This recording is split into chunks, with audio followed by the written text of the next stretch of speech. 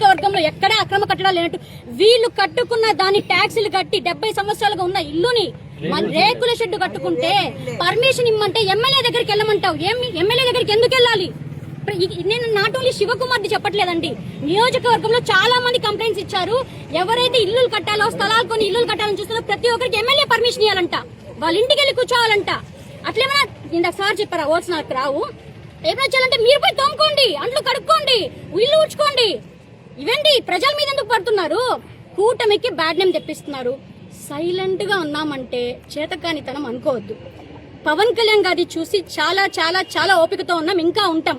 కళ్యాణ్ గారితో మాట్లాడి వన్స్ తిరగబడ్డామంటే జనసేన నీకు తెలుసు ఏం జరుగుతుందో. వద్దు సుధీర్ రెడ్డి, కొంచెం జాగ్రత్తగా పోతే మంచిది. మళ్ళీ చెప్తున్నాం, ఎవరు ఇక్కడ సైలెంట్ గా లేరు. మా వాళ్ళని మమ్మల్ని ఎదుర్కోలేక మా చుట్టూ ఉండే వాళ్ళని ఏదో చేయాలని చూస్తున్నాం. వాళ్ళని టచ్ చేస్తే ఇంకా మేము రోడ్లోకి వచ్చి ఏం చేయాలో వచ్చేస్తాం.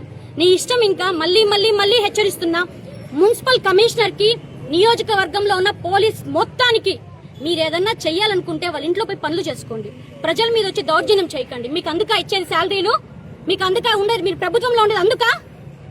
లాస్ట్ ప్రభుత్వంలో ఇన్ని జుయేసం రాలిపోయింది ఆల్రెడీ, మళ్ళీ కొత్తగా చేయకండి. జాగ్రత్త.